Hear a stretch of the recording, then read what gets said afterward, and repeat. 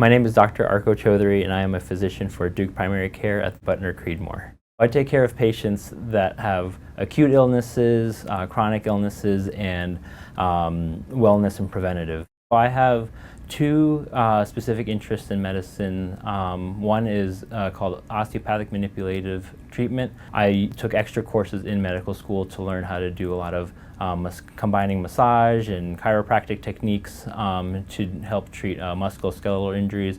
A lot of times those come in from like sports injuries and things like that. The second thing I'm very specifically interested in is called medicated assisted treatment of opioid use disorders, helping patients who have been on opiate medications for a long time kind of taper off of them.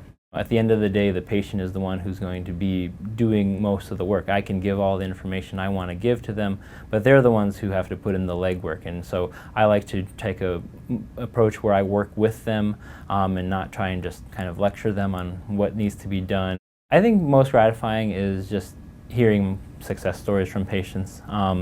Really just patients, who really feel like that they didn't understand what was going on with their body, and then they come back to me and tell me that they understand, and so they made these changes on their own. And just being able to educate people about their conditions and give them that kind of self-control and that willpower to want to make better for themselves.